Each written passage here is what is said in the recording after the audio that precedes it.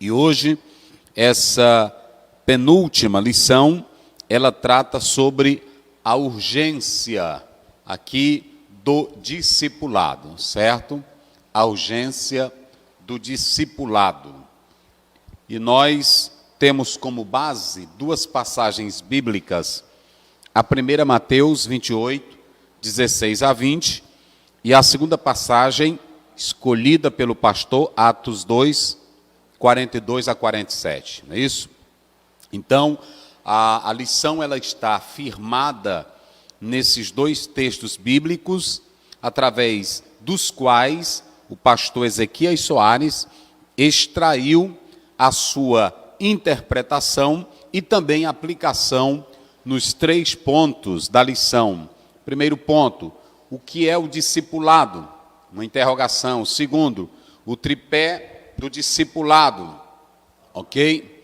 Palavra, comunhão e serviço. E em último lugar, o discipulado e o crescimento sadio da igreja. Então, são esses 3 pontos que a lição aborda com muita preciosidade e estaremos trabalhando com vocês hoje essa temática. Mas antes de nós iniciarmos, vocês podem observar que Mateus 28, 16 a 20 é conhecido muito por aqueles que amam fazer missões e que também apreciam o ensino da palavra de Deus. Não há nessa passagem aqui ênfase em milagres, não há nessa passagem aqui ênfase a coisas estrondosas. O que há nessa passagem de Mateus 28, 16 a 20, é uma fala de Jesus com os discípulos sobre o trabalho que eles haveriam de fazer. Mas nós vamos começar a leitura, vamos lá, pastor Luiz, para que vocês entendam. Leia aí o texto. E os 11 discípulos partiram para a Galiléia, para o monte que Jesus lhes tinha designado. E quando o viram, o adoraram, mas alguns duvidaram. Pronto, vem aí.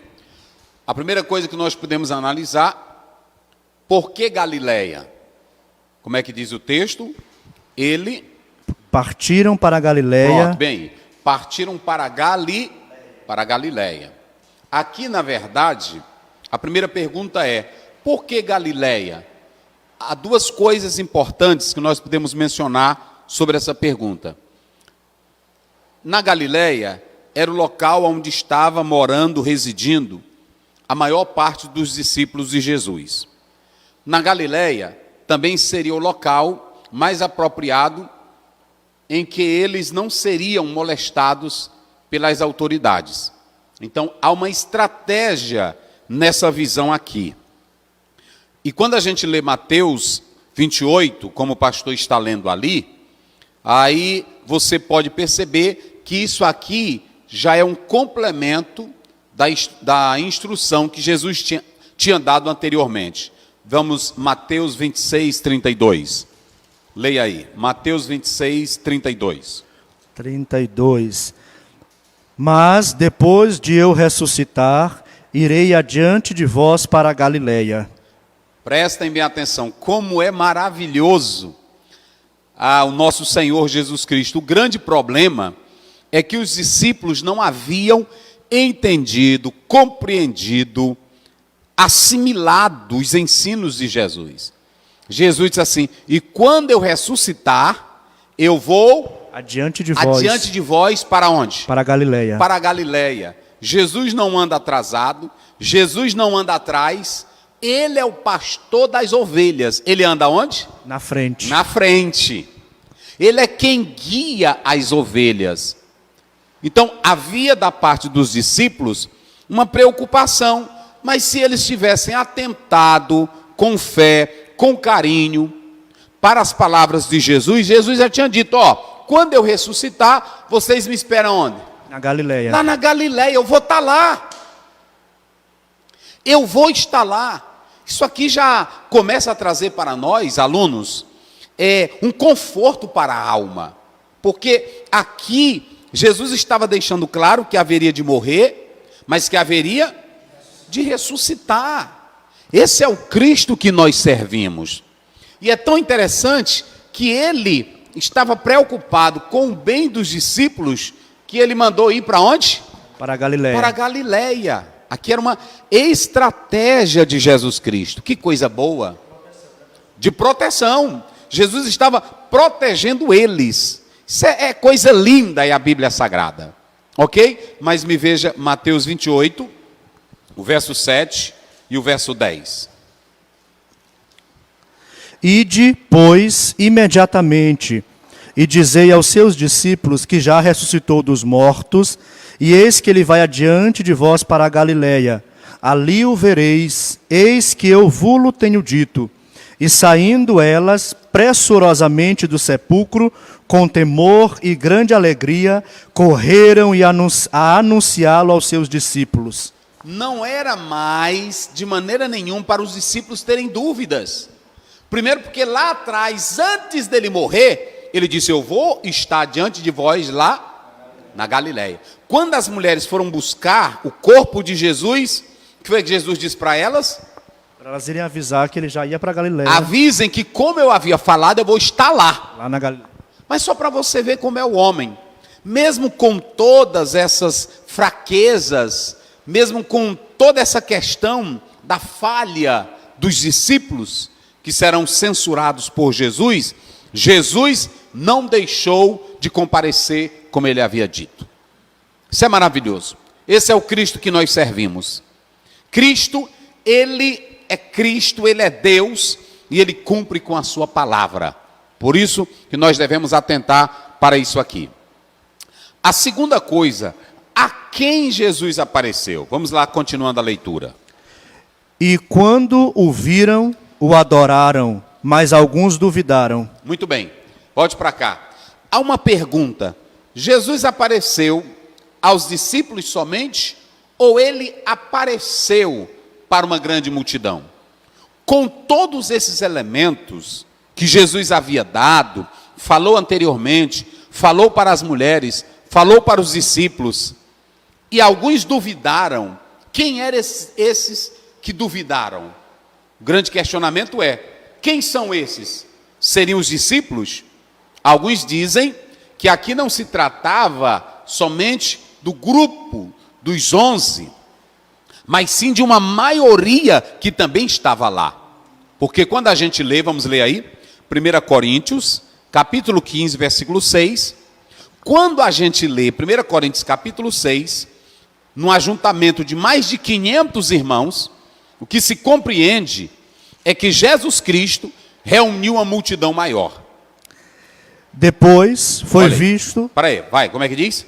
Depois foi visto uma vez por mais de 500 irmãos. Olha aí. Dos quais vive ainda a maior parte, mas alguns já dormem no Senhor. Foi visto... Por mais de 500 irmãos. Por mais de 500 irmãos. Então, dentre esses 500 irmãos, tinham aqueles que não acreditaram. Não acreditavam. Então, alguns teólogos e biblistas, eles asseguram que não eram mais os 11, porque os 11 discípulos, eles já tinham elementos suficientes para acreditarem em Jesus Cristo, Filho de Deus. Mas dentre a multidão, tinham os céticos, tinham os incrédulos, dentre os 500. Mas Jesus apareceu. Ou a pessoa crendo, ou não crendo, ele aparece. Porque ele é Deus, ele é Senhor, e ele cumpre. Então, ele apareceu a mais de 500 irmãos. E também apareceu aos discípulos. Mas os discípulos não tinham mais dúvidas quanto ao aparecimento dele, quanto à pessoa dele. A terceira coisa, que o pastor já leu ali, é que a Bíblia diz que quando eles o viram, fizeram o quê? O adoraram. Ora, quando eles olham para o Cristo vivo, para o Cristo que havia garantido que estaria lá na Galileia, eles entenderam, não é outra pessoa senão Cristo, senão Deus. Não Deus. O Cristo ressuscitado, o Filho de Deus, a divindade eterna, ele é Deus. Aí a Bíblia diz que quando eles reconheceram, viram Cristo vivo, ressuscitado, glorioso, eles O adoraram. O adoraram. Oh, coisa boa, meus irmãos. Rapaz, eu vou dizer uma coisa aqui para vocês. Se cada crente entendesse a Bíblia, os nossos cultos, a nossa adoração, ela não ia precisar de ambiente, não ia precisar de recursos, não ia precisar de técnicas, não ia precisar de programa, porque quando eles viram Cristo ressuscitado, que estava diante deles, então eles o adoraram, eles adoraram a Jesus, porque viram que ele era Deus. Então, vendo, reconheceram a divindade.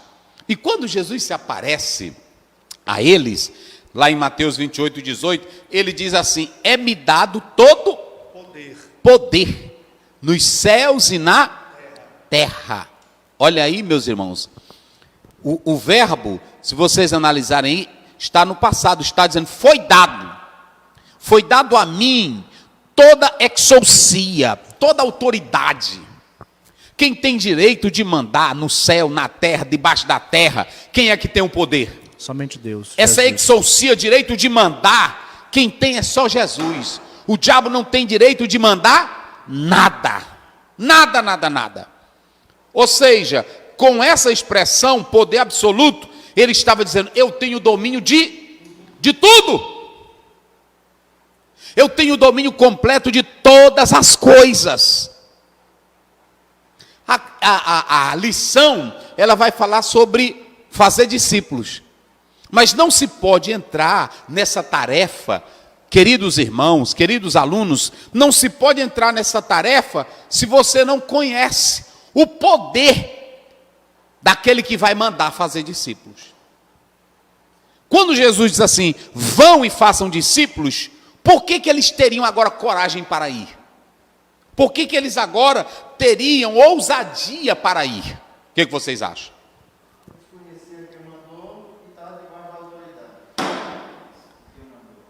Essas duas coisas, irmão César. Primeiro, eles estavam sabendo quem era que estava mandando.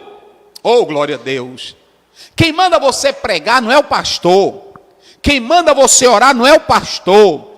Quem manda você adorar não é o pastor. Às vezes a gente pode fazer isso. Mas quando você conhece o que Jesus mandou lá atrás, você vai sem temer, você vai sem temor, você vai sem covardia, mas com ousadia, porque você sabe que quem está mandando, eita glória a Deus, todo crente na terra, está me filmando aí direito, irmão? Olha para cá. Todo crente na terra, pode ser pequeno, pode ser grande, pode ser alto, pode ser negro, pode ser branco, pode ser o que for, pode ser pobre, pode ser da favela, mas quando Jesus manda, pode ir, porque você está na autoridade dele, na autoridade dele. E Colossenses diz que nós estamos escondidos com Cristo em Deus. Não há inferno, não há diabo que possa te destruir quando você é mandado pela ordem divina. Aleluia. É por isso que, como falou o irmão César, eles poderiam ir porque eles sabiam quem estava mandando. O diabo é maior do que Jesus? Os demônios são maiores do que Jesus? Então se Jesus manda, agora eu estou falando se Jesus mandar. Se ele mandar, pode ir. Se ele mandar, pode ir. E quando ele manda, ele dá o quê? Ele dá autoridade, ele dá poder. Ora, meus irmãos, se vocês abrirem Mateus capítulo 8, Jesus Cristo disse assim: acalma-te, vento, e aquieta-te. Pronto. Se vocês observarem na própria mitologia grega, tem o Poseidon, tem os deuses, e aí Jesus Cristo mostra que o Poseidon não vale nada. Ele é quem manda nas águas, ele é quem manda no céu, ele é quem manda na terra. Ele diz, é-me dado todo poder. Exousia, direito de mandar. Ele diz para o filho do centurião, quando o próprio centurião disse, diz só uma, pronto. Aí ele disse, vai, teu menino está curado, vai lá. E quando chegou lá estava. Ele chegou para Lázaro, João 11 diz, sai. Lázaro saiu ou não? É assim que ele faz. É assim que ele faz. Ele disse em Mateus 15, para a mulher Cirofenícia, vai, a tua filha está liberta. Ficou ou não ficou liberta? Esse é o nosso Cristo. Agora, se Jesus manda, isso aqui é para quem é crente, irmão. Isso aqui é para quem crê. Então entenda, Jesus foi reconhecido como a divindade, o Cristo vivo. Eu vou dizer uma coisa para você, meus irmãos. Para um crente abrir a Bíblia e acreditar que tudo que está dizendo nos evangelhos sobre Jesus é a palavra de Deus, só se ele crê que Jesus vive. Para o crente colocar a mão no enfermo e orar, só se ele crê que Jesus vive. Para um crente dobrar o joelho e buscar a Deus em oração, só se ele crê que o Cristo está vivo. Aí ele adora ele como Cristo vivo. Então quando Jesus disse assim, olha, é-me dado todo o poder nos céus e na terra, depois que ele esclarece quem ele é, que ele está vivo, que ele é o poderoso, que ele é o Senhor, aí é que ele diz, agora vocês vão. Eita, glória a Deus. Ele tem um poder absoluto. Poder absoluto. Aí ele agora vai dar a tarefa de fazer discípulos. Como é que diz aí o 19? Portanto, ide, ensinai todas as nações, batizando-as em nome do Pai e do Filho e do Espírito Santo. Pronto, a tua versão qual é? Essa versão tua aí? Vê aí. A dele é a revista corrigida. A minha, revista atualizada, diz assim, olha, ide, portanto, fazei, a dele já diz o quê? Ensinar. Ensinando. Não é assim? Ensinai todas Começa as aí nações. o verso. Portanto, ide, ensinai todas as nações. Olha, tá vendo? Essa aí, a tradução, ela não é a preferível. Porque o texto original, aqui, é fazer discípulo, que na verdade é discipulai. É discipulai. Olha aqui, ó. Até já coloquei aqui para adiantar. Matetel sater. Olha aqui, ó. Matetel sater. Aqui nós podemos analisar que a expressão fazer discípulo é a mais correta do que ensinar. Ok? Então você tem ser discípulo de alguém, seguir preceitos, instrução, ensino. Então o que é um discípulo? Está aqui. O discípulo é alguém que é ensinado, é alguém que é orientado, é alguém que recebe o preceito, é alguém que segue o outro. Esse é o sentido da palavra. A palavra aluno, olha aqui, ó.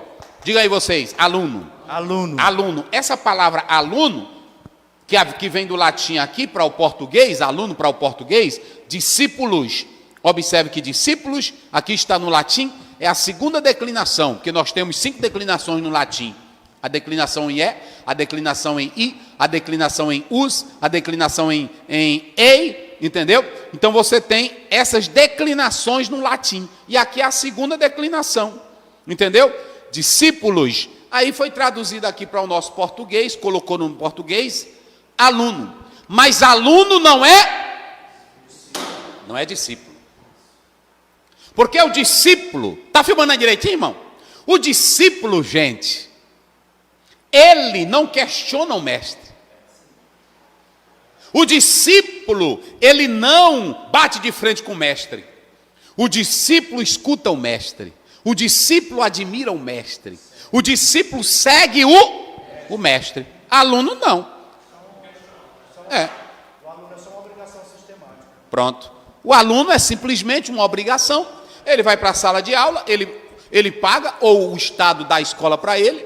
Ele não tem relação com o professor no sentido de admirá-lo ou segui-lo por causa de uma doutrina. Então, é preciso fazer essa distinção entre aluno e discípulo. O discípulo é o que segue alguém. Eu vou dar um exemplo aqui bem clássico.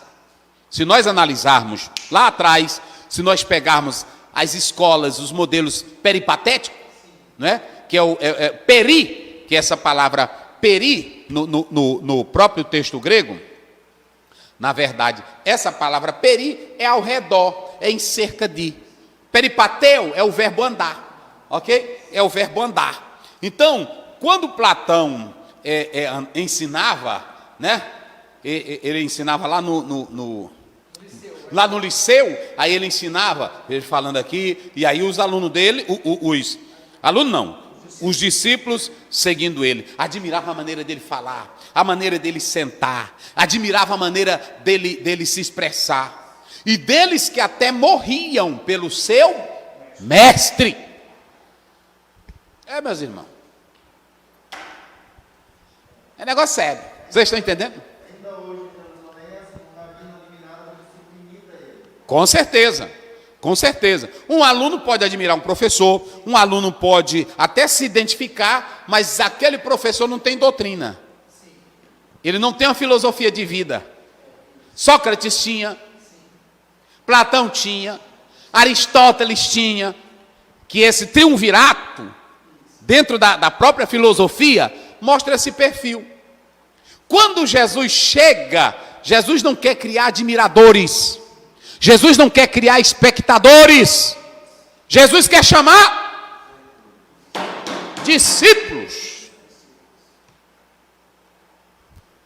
E ele dá a ordem: fazei discípulo. Por quê? Fazer discípulo nem todo mundo quer, nem todo pastor quer. Porque discípulo leva tempo. Discípulo tem que ter amor. O aluno paga a escola. Tem aluno aí que ele vai lá na sala de aula, ele esculhamba o professor, não é assim? Não é assim? Ele esculhamba o professor, ele não está ligando para professor. Tem muito irmão que está na sala de aula, na EBD. Está filmando aí, irmão? Que eu vou falar agora é para crente. Ele vai para a sala de aula, ele é um questionador, e ele ainda diz assim: eu sou cri-cri. Eu sou cri-cri. Eu sou professor, comigo aqui tem que andar na linha. Eu tenho é teologia. O ensino do mestre nunca entrou nele. Eita. Sabe por que o ensino do mestre nunca entrou nele? Porque Jesus nunca ensina os seus discípulos a serem soberbos. Aprendei de mim que sou o quê? Manso! E o que mais? Eita, glória a Deus. Mateus 11, 28 e 29. Essa história, pastor soberbo, discípulo soberbo, mestre de teologia soberbo, teólogo soberbo. Tu tá longe do mestre. Bem-aventurados os limpos de mão e o quê? E puro de coração. Salmo 15 também diz as bem-aventuranças, Mateus capítulo 5. Aqui no reino de Jesus não tem grandeza não, meu irmão. Grandeza é lá fora. E aqui você não é aluno. Aqui você é o quê? É discípulo. E discípulo é do jeito que o mestre manda. É do jeito que o mestre quer. É do jeito que o mestre ordena. Lê bem Mateus 16, 24. Aí pronto. Tu quiser ser discípulo, tu vai ser. Se não, cai fora. Mas a verdade é essa. Então disse Jesus aos seus discípulos: se alguém quiser vir após mim, renuncie-se a si mesmo, tome sobre si a sua cruz e siga-me. Olha, se alguém quer vir após mim, negue-se a si mesmo. Pronto, não tem mais ideia tua. Jesus, eu estou te seguindo, mas eu acho, eu conjecturo, eu penso, eu entendi. Nada, tu é discípulo, meu filho. Tu quer vir? Venha. Lá em João 6, Jesus terminou de pregar, dizendo assim: vocês andam atrás de mim, é só pela comida, é pelos milagres. Aí o Pedro se aproximou e os outros também ficaram falando ali por trás. Aí chegou para Jesus: e Jesus, é porque hoje teu ensino foi pesado. Comer tua carne. E aí uns começaram a ir embora, foram embora. Aí os discípulos também ficaram. Jesus olhou para eles: vocês também não querem ir embora? Aí Pedro: para que iremos? Só tu tens a palavra de vida eterna. Há 3 coisas que devem caracterizar o discípulo. Aí vocês vão dizer comigo, bem forte: 3. Aliás, 4. Vocês vão dizer bem forte. Vamos lá. Treinamento. Segmento. Cruz e aprendizado. Quais são? Treinamento, segmento, cruz e aprendizado. Pronto. Com o chamado de Jesus, Jesus está te chamando para ter um segmento. Ele é o mestre. É a ele que você tem que ouvir, é a ele que você tem que obedecer. O segmento é esse. Quem tem o ensino é ele. E também ele diz aos seus discípulos que que a missão de ser discípulo e fazer discípulo envolve a cruz. A cruz. A cruz. Vocês estão vendo agora? Sabe por que o povo gosta de reteté? Que isso aí é coisa lá da macumbaria. Sabe por que o povo gosta disso? Sabe por que o pessoal gosta desse negócio aqui? Aqui tem poder, aqui tem glória, aqui tem unção, aqui tem... Sabe por quê? É porque é fácil. Não envolve amor, não envolve cuidado, não envolve carinho, não envolve paciência. Não cria vínculo, né? Não há vínculo, é só o poder, é só a unção, é só a glória. Toma daqui, receba dali, pega daqui. Fazer discípulo não é com nova unção. Ninguém faz discípulo com nova unção. Ninguém faz discípulo com nova revelação. Só se faz discípulo em si, ensinar. É por isso que Jesus diz, em si, ensinai. É muito interessante, o pastor Ezequiel Soares, no livro que ele escreveu, que acompanha a lição, ele diz que foi feita uma pesquisa por uma revista muito famosa nos Estados Unidos. Foram vários pontos no livro dele lá. Era falando que Jesus foi um grande mestre, mas que ele não era Deus. Era uma pesquisa. Dessa pesquisa, 30% dos americanos concordaram com ela, dizendo que Jesus foi um grande mestre, mas que ele não era. Quantos concordaram? 66% disseram não, Jesus era Deus. E 4% disseram que não conheciam, não opinaram. No Brasil, foi feita uma pesquisa se todas as religiões levavam, pela Folha de São Paulo. Foi feita uma pesquisa com várias perguntas, e uma delas era, se todas as igrejas, as religiões, se todos os caminhos levam a Deus. 50% dos pentecostais disseram que sim. Vocês estão entendendo agora? Vira a diferença aí? O que vocês entenderam com isso? Firma aqui a cara deles. Vamos lá, participe aí. Dá o microfone, porque aí, senão não escuta, né? Vai. Quem quiser, fale. A princípio, que todos os caminhos o levariam. Do ponto de vista bíblico, não é isso que a Bíblia diz. Que é um artigo definido, o caminho. Sim, mas aí você atribui o quê? A pentecostais, 50% dos pentecostais afirmarem que todos os caminhos levam a Deus, colocando tudo no mesmo barco. Não houve um discipulado adequado, não houve um ensinamento adequado. Pronto. É isso. Pronto. Vocês entenderam agora? Às vezes é muito fácil dizer, aqui tem poder, aqui tem glória, aqui tem unção, aqui tem fogo. Mas eles colocaram todas as religiões no mesmo pacote. E se todo o caminho leva a Deus, e aí agora? Todo mundo está certo. É o universalismo. Rapaz, meus irmãos, está me filmando aí direito, irmão? Bota bem aqui. Olha, aí está a grande realidade. Sem ensino, sem instrução, o povo cai. O próprio profeta já dizia, o profeta Oséias, lá no capítulo 4, o meu povo é destruído porque lhe falta o quê? Conhecimento. O povo não é destruído não é porque falta templo, o povo não é destruído não é porque falta sacerdote, não é destruído porque falta festa, não é destruído porque falta evento, o povo é destruído é porque não tem conhecimento. E o fazer discípulo, sabe por que ninguém quer? É porque tem que ter amor, tem que ter carinho, tem que ter dedicação. Me vê bem aí Mateus capítulo 8, rapidinho, versículo 8 em diante. Veja aí se eu estou certo.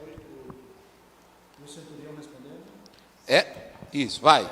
E o centurião, respondendo, disse, não sou digno que entres debaixo do meu telhado, mas dizes somente uma palavra, e o meu criado sarará. Isso. Pois também eu sou homem sob autoridade. Aí é do qual versículo? 8, 9. Não, 18, verso 18 a 20. 18 a 20. E Jesus, vendo em torno de si uma grande multidão, Isso. ordenou que passassem para outra margem. E aproximando-se dele um escriba, disse, mestre, aonde quer que fores, eu te seguirei. Vai!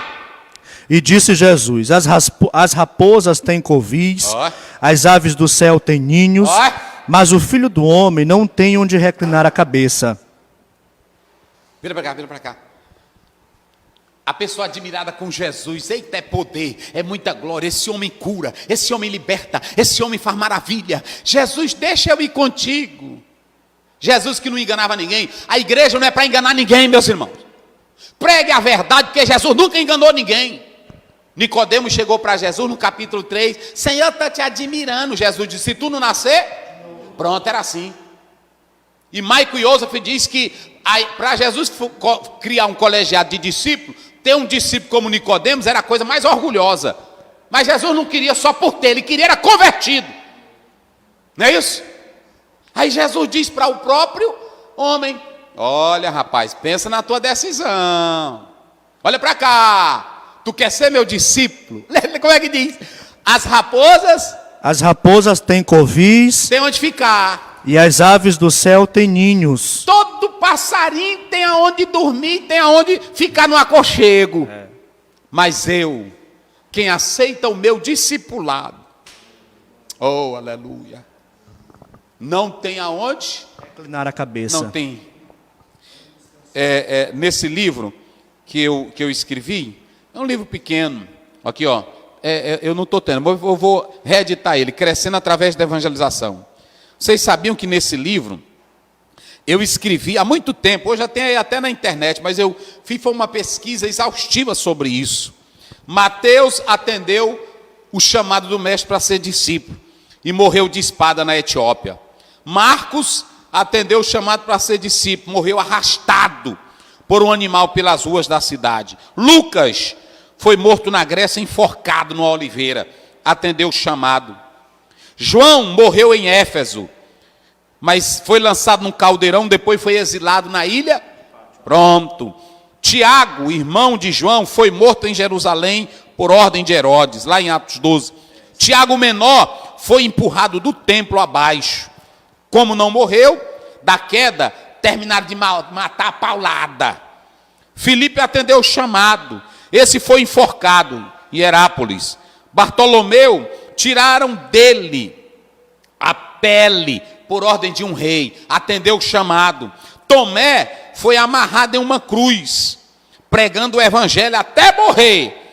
André foi atravessado por uma lança. Judas foi morto a flechada. Simão, o zelote, crucificado na Pérsia. Matias, apedrejado e depois decapitado. Pedro, crucificado de cabeça para baixo. E Paulo, preso, adoentado e depois... Por isso que Jesus disse, o filho... Eita. Ser discípulo é ser seguidor, mas ser discípulo também é tomar a cruz. Essa história, irmão, hoje é mega pregador, é mega cantor, é o que mais? Me ajudem aí. É estrela da fé. Jesus não tem isso. Pessoas que não querem assentar para aprender de ninguém. Hoje tem pessoas que mal são orientadas, discipuladas, aí já querem sair pregando o evangelho, sendo doutores. Isso é sério, meu irmão, isso é sério. Porque pregar evangelho é uma responsabilidade. E você, para pregar, você tem que estudar a Bíblia. Isso aqui é muito sério. Isso aqui é muito sério. Então, a tarefa de fazer discípulos. Vocês podem observar que o texto, vamos lá, fazer discípulo aí, pastor. 28. Rapidinho. Ensinando-os a guardar todas as coisas. Fazer discípulo, ensinando a guardar todas as coisas. Isso, vai. Que eu vos tenho mandado. E eis que eu estou convosco todos os dias até a consumação dos séculos. Começa a ler o 19. Portanto, ide. Portanto, ide. Olha aqui, ó. Eu até coloquei aqui porque esses 3 tempos aqui que nós vamos falar, quando você vê aqui, ó, o ide, como é que ele diz aí? Portanto, ide. Ide. Aí é o verso 19. Esse tempo aí é o aoristo. A voz é depoente passiva. Mas aqui o modo é o particípio. Esses 2 aqui estão no tempo presente. Enquanto esse está no tempo. Mas olha as terminações. Olha aqui, ó. Tes. Tudo isso aqui é no particípio. Olha aqui, ó. Porel tentes baptizontes, e aqui, ó, didascontes. Esses dois aqui estão no particípio presente, ou seja, durante a ação do verbo principal, eles continuavam. Enquanto eles estão indo pregar, eles estão fazendo. Que coisa maravilhosa. O que isso ensina para nós? Que o ensino de Cristo não é só no dia do batismo. Tem líderes que só querem ensinar só no dia que a pessoa vai ser batizada. Enquanto eles estão pregando, indo pregar, indo fazer discípulos, eles estão fazendo o quê? Estão fazendo discípulos, batizando e ensinando. Isso aqui é muito interessante. Então vocês podem observar que essa é a estrutura que aparece em Mateus, quando ele diz, fazer discípulo de todas as, batizando em quê? Em nome do Pai, do Filho e do Espírito Santo. A forma, essa forma da trindade, a palavra trindade não aparece na Bíblia. Agora nós conjecturamos pelos próprios textos que devido à bênção da comunhão, Coríntios 13, Mateus 28, aí você tem a presença de um único Deus, que é triuno. Deus Pai, Deus Filho e Deus Espírito Santo. E por que Jesus diz, ide batizar em nome do Pai, em nome do Filho e em nome do Espírito Santo? Toda a trindade está envolvida no processo da salvação. E esse batismo em nome do Pai, do Filho e do Espírito Santo é um novo caráter daquele que vive a realidade do reino de Deus. Alguém pergunta, pastor Ziel, mas a Bíblia mudou essa forma.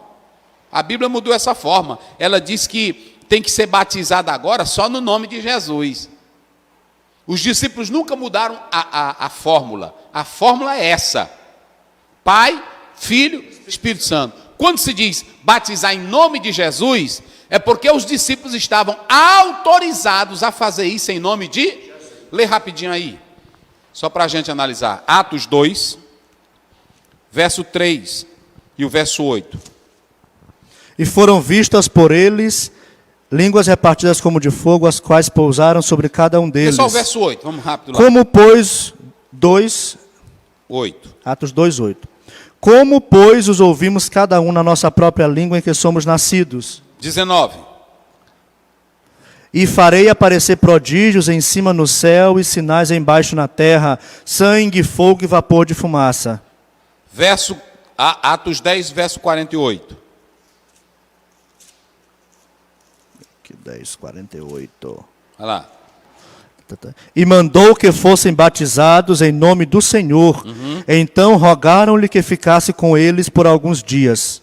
Essa expressão, em nome do Senhor, é uma declaração de que os discípulos estavam autorizados. Não é que mudou a forma, Deus Pai, Deus Filho e Deus Espírito Santo.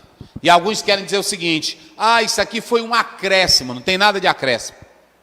Jesus mesmo disse lá na própria palavra dele, que nós devemos usar o nome dele.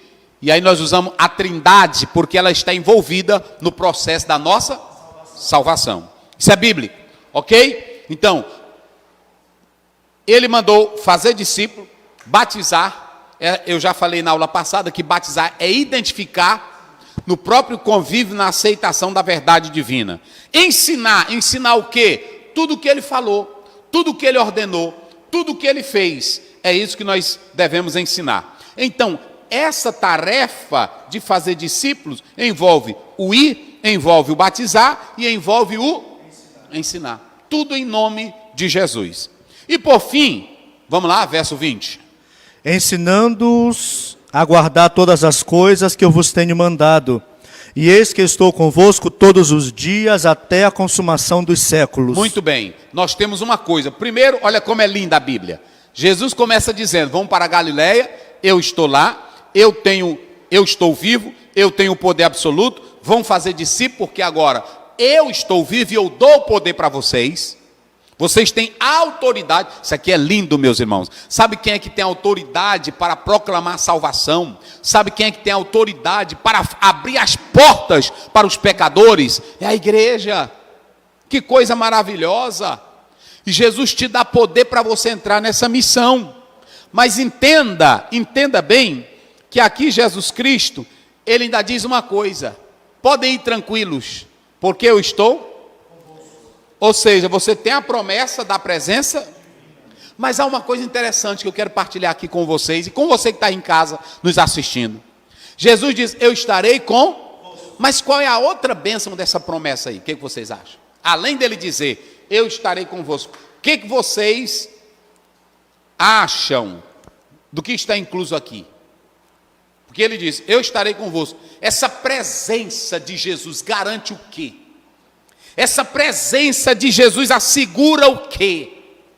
Assegura o céu, assegura os sinais e prodígios, traz segurança. Bora. Jesus não disse, ide fazei? Se ele está dizendo, eu sou ressuscitado, eu sou o Senhor, vocês podem fazer, eu tenho autoridade. E quando ele diz, eu estou com... Primeiro, ele nunca vai nos abandonar. Ele está presente. Ele não manda os discípulos dele ficar sozinho.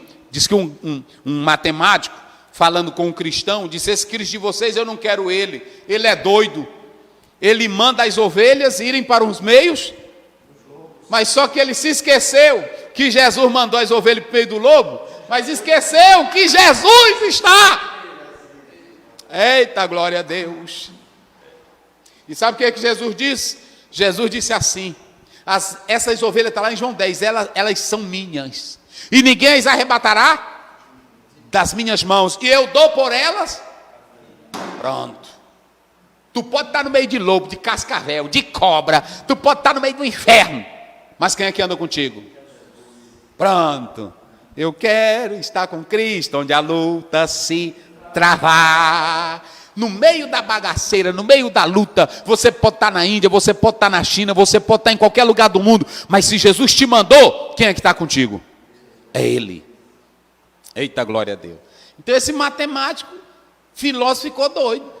Eu não quero esse Jesus, é louco. Uma ovelhinha, coitada, indefesa, uma ovelhinha tão lhana, tão meiga, ele mandar ela para onde?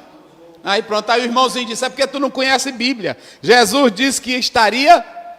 Pronto, então antes do lobão e do leãozão, que o diabo não é leão, Pedro disse que ele ruge como? Mas ele só fica fazendo o quê? Eita, porque ele sabe que conosco, o próprio João diz, maior aquele que está em nós, pronto, do que aquele que está no mundo. Então pronto, agora vamos para Atos. Aí o que você tem em Atos? Em Atos 2, vamos lá. Nós vamos correr aqui para a gente já finalizar. E perseveravam na doutrina dos apóstolos e na comunhão. Peraí, e perseveravam onde? Na doutrina dos apóstolos. Pronto, primeira coisa, o que era a doutrina dos apóstolos? Eram os mesmos ensinos que Jesus havia deixado. Que eram os mesmos ensinos que eles receberam, não é isso? Mas vamos mudar. Sabe o que eram os ensinos dos apóstolos? Digam comigo, morte. Não, vida. Morte. Ressurreição. Era o quê? Vida, morte, ressurreição. Isso se transformou no que eles haveriam de pregar. O que foi que trouxe salvação para a humanidade? A morte e a ressurreição de Jesus. É por isso que Paulo diz, se Cristo não ressuscitou, é vã a nossa... Está lá em 1 Coríntios 15, que a gente já leu do versículo 1 a 8. Então preste bem atenção. O que é a doutrina dos apóstolos? Alguém pensa que essa doutrina dos apóstolos é uma tradição criada e inventada por eles. Não, senhores. Na verdade, essa vida, essa morte, essa ressurreição de Jesus era uma tradição, mas ela se torna tradição daquilo que Jesus fez, daquilo que Jesus viveu, daquilo que Jesus ensinou. Esse é o conteúdo do Evangelho e da doutrina dos apóstolos. É importante você saber que os apóstolos não criaram doutrina, no sentido deles criarem coisas dele. O que Paulo ensina é o que Jesus fez. Lá em 1 Coríntios 11, 23, o que eu recebi do Senhor, eu também. Pronto, é só isso. O que os apóstolos vão transmitir é aquilo que Cristo fez em vida, é aquilo que o próprio Cristo fez, e eles viram Jesus ressuscitado. Então, a doutrina dos apóstolos era tão somente isso aqui. Ok? Aí, se você analisar o discípulo, se o discípulo não ficar nessa doutrina de Cristo, se ele não se firmar nela, aí pronto, ele vai fazer o quê? Ele não vai fazer nada. Vamos rapidinho em 1 Coríntios 15, primeiro em diante.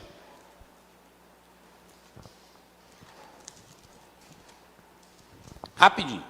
Também vos notifico, irmãos, o evangelho que já vos tenho anunciado, o qual também recebestes e no qual também permaneceis, pelo qual também sois salvos, se o retiverdes tal como vos tenho anunciado, Isso. se não é que crestes em vão. Porque primeiramente vos entreguei o que também recebi, Olha, que Cristo morreu por que Cristo morreu Isso. por nossos pecados, Sim. segundo as Escrituras. Isso, vai. E que foi sepultado Isso. e que ressuscitou ao Isso. terceiro dia. Pronto. Vocês entenderam agora? Então, o que os apóstolos vão escrever é essa doutrina aí. Vamos lá, é o que a doutrina? Morte, não, começar vida, primeiro. vida, morte e ressurreição. Isso se transforma no conteúdo da salvação.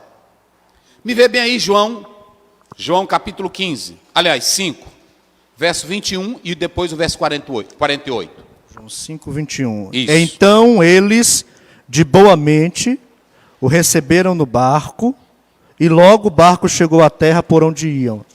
Não, 21, 5, né? 21. Pois assim como o Pai ressuscita os mortos Isso. e os vivifica, Isso. assim também o Filho vivifica aqueles que quer. Pronto, 48. 5, 48? Isso. Só? Pronto. Vê o 18, só para me ver uma coisa. 18. Por isso, pois, os judeus ainda mais procuravam matá-lo. Isso. Porque não só quebrantava o sábado, mas também dizia que Deus era o seu próprio Pai, fazendo-se igual a Deus. Lê o anteriorzinho desse daí. Eu gosto da Bíblia. E Jesus lhe respondeu: meu Pai trabalha até agora, e eu trabalho também. Sabe o que Jesus estava dizendo? O que os apóstolos vão entregar é o que Cristo entregou. E o que Cristo entregou é o que Deus mandou. Pronto. É por isso que ele diz, a doutrina que eu ensino não é minha, ela vem do meu Pai. Do meu Pai. Então tudo que Jesus ensina vem do Pai. E tudo que os apóstolos vão ensinar, Jesus. pronto, só isso. Então os apóstolos não vão inventar nada. Vê aí 2 Pedro 1, 21, rapidinho. Eita, coisa boa. É a palavra de Deus. Vamos lá. 1, 21. Sim. Porque a profecia nunca foi, 2 Pedro 21, porque a profecia nunca foi produzida por vontade de homem algum. Isso. Mas os homens santos de Deus falaram inspirados pelo Espírito Santo. Pronto. Então vire para cá. O discípulo é aquele que é ensinado, é aquele que é treinado, é aquele que é orientado. Haviam seguidores de seitas na época de Jesus. Só que o chamado de Jesus era diferente. Era um chamado livre, era um chamado para viver a realidade do Evangelho. Então, o pastor Ezequiel Soares, nessa lição, ele dá essa definição do que é o discípulo. Eu já falei aqui o que é a grande comissão, batizar em nome do Pai, do Filho e do Espírito Santo. E eu mostrei aqui o que é o discípulo no próprio texto grego, ok? Segundo, o tríplice do discipulado. Observem que nós vamos seguindo aqui. Qual é a segunda coisa aqui? Comunhão. Comunhão. A igreja primitiva, o evangelho entrou, Jesus Cristo entrou e gerou nela o quê? Comunhão. Essa comunhão aqui, ela tem duas coisas. Tinha a festa ágape, a festa do amor, eu já falei dela, e tinha a comunhão da Santa Ceia. Quando você lê a palavra de Deus, no caso do jovem Eutico, você vê que a igreja, ela se reuniu, ouviu Paulo, fez a festa do amor. Ok? Então, essa comunhão, essa koinonia, era uma koinonia gerada pelo Evangelho. Era uma comunhão agradável. Eles tinham tudo em comum. Essa koinonia, eu expliquei na aula passada o significado. E eu quero só dizer o seguinte, é uma comunhão que nós fomos chamados para ela. Leia aí 1 Coríntios 1:9. Olha o que Paulo diz. 1:9, vamos lá. 1:9. Fiel é Deus, pelo qual fostes chamados para a comunhão de seu Filho Jesus Cristo, nosso Senhor. Pronto. Então vocês têm uma igreja que tem doutrina dos apóstolos, você tem uma igreja que tem o quê? Comunhão. Comunhão. Essa comunhão, como diz Hebreus, ela era tanto vertical, como também comunhão com Deus e comunhão com os outros, pronto. com o próximo. Os crentes aqui não tinha briga não, meu irmão. Não tinha panelinha, não tinha briga. Era uma comunhão de afeto, era uma comunhão de comum, era uma comunhão de participação. Por quê? Porque Cristo não divide. Foi isso que ele falou lá em 1 Coríntios 11, na Santa Ceia. Ele disse que o propósito da morte de Cristo não é repartir o corpo, é unir. Então ele cria o quê? Comunhão. E tem o quê? Reverência. Aqui eu quero falar para vocês, a igreja vivendo na palavra, a igreja vivendo a fé, a igreja vivendo a efervescência do evangelho, os crentes com sinceridades. Sabe o que acontecia aqui? Essa igreja vivendo a doutrina dos apóstolos, estando em comunhão, sem briga, sem contenda, sem escândalo. Sabe como era que o mundo via a igreja? Via a igreja com o quê? Com reverência. Hoje, meus irmãos, o que tem de juiz que tem vergonha da igreja, porque os tribunais estão cheios de processos de igreja, é pastor botando igreja na justiça, é membro botando igreja na justiça, é membro cobrando leis trabalhistas lá na igreja, é membro cobrando dinheiro que um pastor prometeu uma cura e não deu. Hoje, o mundo que deveria ter reverência pela igreja, o que estão tendo? Estão tendo repulsa, porque tem muita igreja que estão envergonhando o quê? O evangelho. Muitas delas que não vivem a doutrina dos apóstolos. É doutrina tão escandalosa que os vizinhos não querem nem a igreja lá no bairro. Sim ou não? É tanta bagaceira que os vizinhos dizem assim, não, tira essa igreja daqui. Aí a pessoa diz, é porque ele é do diabo, ele tem raiva da igreja. Hoje tem muita igreja que não tem o caráter de Cristo, não tem a doutrina de Cristo, não tem a comunhão. É crente brigando, é crente em desavença, é crente com faca, com arma, é crente na porrada. É por isso que tem pessoas no evangelho que dizem assim, nada, eu não vou ser crente não, essas misérias aí, essas desgraças. Está assim ou não está? Pronto, o mundo está perdendo reverência pela igreja. É pastor astro, é pastor que é bom de briga, é pastor que é na televisão esculhambando os outros, esculhambando as outras. Que nível de crença essa pessoa revela? Que estrutura espiritual? Quando eu começo na televisão a atacar os outros, desmoralizar, eu não estou falando de atacar ideologia, isso é uma coisa. Atacar ideologia é uma coisa. Agora, atacar a pessoa é outra coisa. E isso faz com que o mundo perca para conosco o quê? Reverência. A igreja de Cristo está lá em Filipenses 2,15. Ela tem que ser como luzeiros, astros no mundo. Ela tem que ser o sal, ela tem que ser a luz, ela não tem que perder a reverência dela. Alguém pode não gostar da igreja, alguém pode odiar a igreja por questões espirituais. Agora, quando alguém passa a odiar a igreja por causa do comportamento dela, aí é outra coisa. Um comportamento... uma igreja que se comporta sem ética, sem caráter, pastor assumindo coisa que não é para ele assumir, desempenhando papéis que não cabe a ele ou a ela. Isso escandaliza a igreja. A igreja primitiva, ela tinha a doutrina dos apóstolos, ela tinha o quê? Crente brigando na internet. Todo crente, quando tem roupa suja, quer lavar onde? Na internet. Aí a igreja perde o quê? Perde a comunhão. É a igreja num bairro aí, pronto, que o pessoal não confia nela, porque o pastor compra fiado e não paga, o dirigente compra fiado e não paga. É dirigente adulterando com a irmã adulterando com o dirigente, é pastor adulterando com mulher. A igreja perde o quê, meus irmãos? A reverência. A reverência.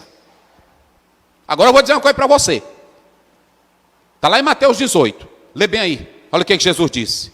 Olha o que Jesus disse.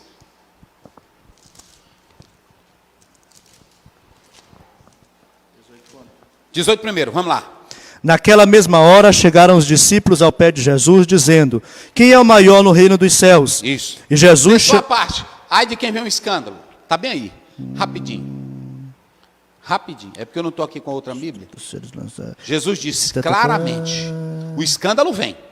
Não é assim? E se o teu olho... Ai do mundo por causa dos escândalos. Ai do mundo. Aí é o qual? É o 7. É o 7. Ai do mundo por causa... dos escândalos. Vai. Porque é mistério que venham escândalos, mas ai daquele homem por quem vem o escândalo. Pronto.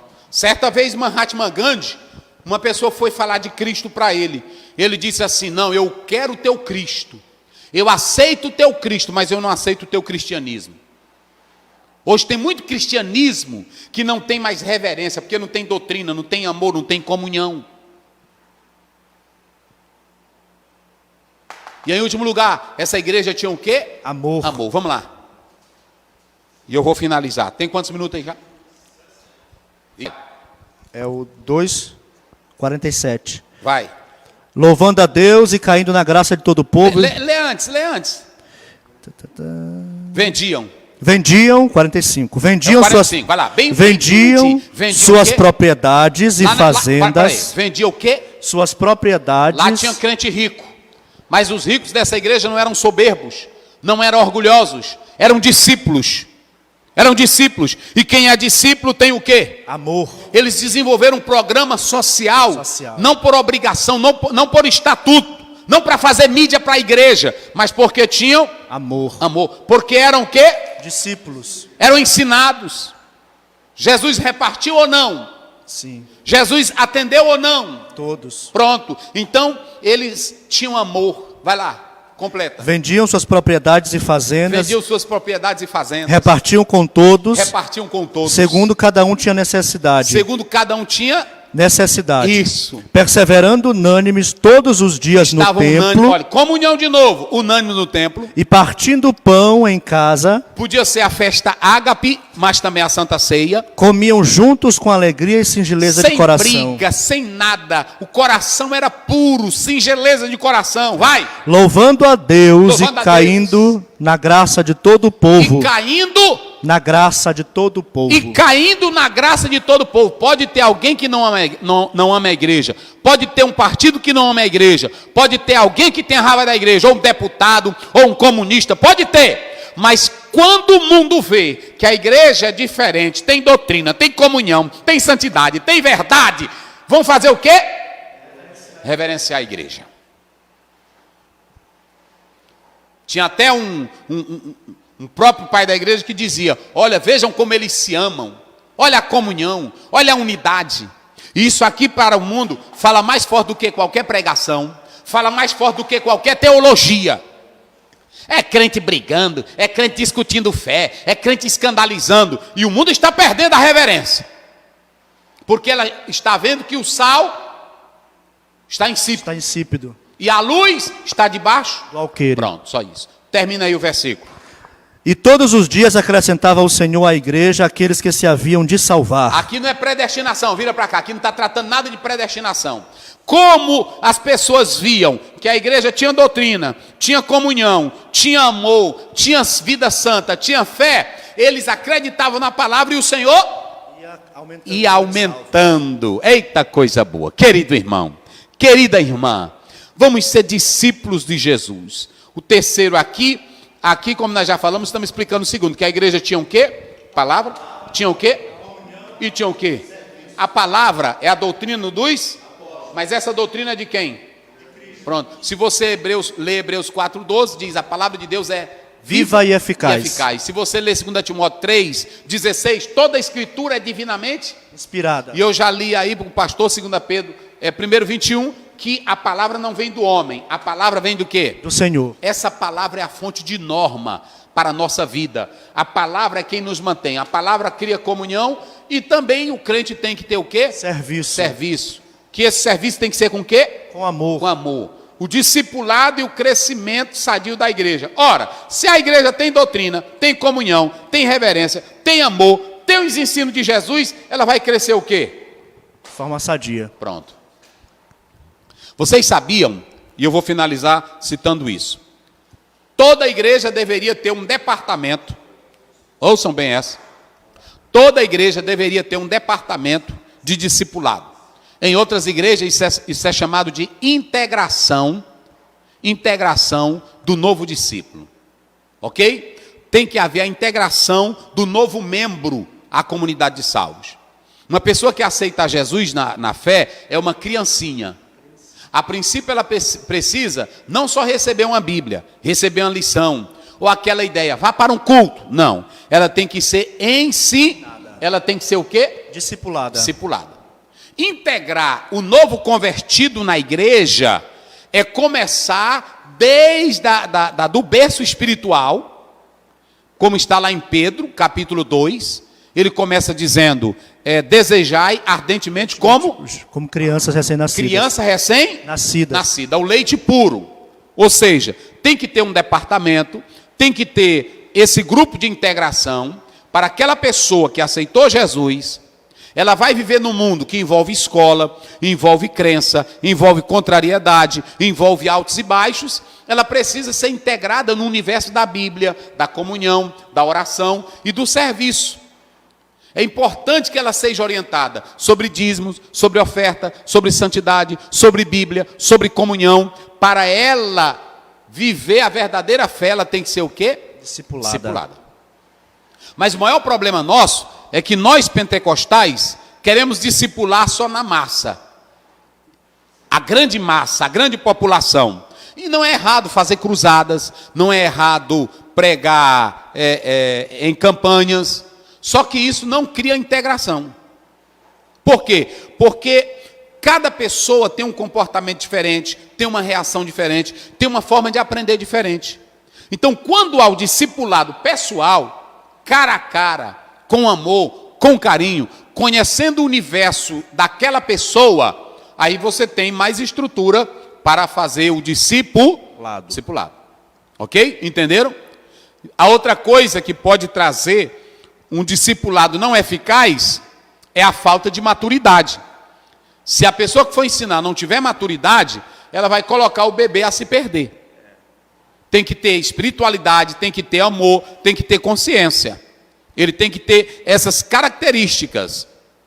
E aí é importante analisar que, às vezes, muitas vezes, os crentes ganham, o pregador ganha, isso é chamado de pescar. E a gente pesca de várias formas. Pesca de anzol, o que mais? Pesca de tarrafa. Pesca de tarrafa. Pesca de rede. Pesca de rede. Pesca de arpão. Pesca de arpão. Pesca de... Isso. Agora, isso é muito importante. Mas cada peixinho desse que é pego, ele precisa ser orientado. Daí a importância do grupo de integração na igreja. Para amar, para cuidar, para zelar, para ensinar a palavra de Deus. Porque Pedro diz, crescei na graça e no conhecimento. Isso é que é discipulado. O discipulado é ensinar o que Cristo fez. É falar do amor dele, da graça dele. E é assim que se faz essa integração. E cada crente que aceitou Jesus, até nessa pandemia, nessa crise, que está em casa, aproveite para ler a Bíblia, aproveite para conversar com seu pastor, com seu professor da escola dominical, peça uma orientação, porque ninguém vive sem mentor, meus irmãos. Você vê que o próprio Paulo, ele, se não fosse a ajuda de homens como Barnabé, e também o próprio Marcos foi ajudado por Barnabé. Áquila e Priscila discipularam Apolo. Você pode ler Atos 18. Então, é necessário essa integração. E essa integração, ela é feita com amor, ela é feita com carinho, ela é feita com fé, introduzindo a palavra de Deus.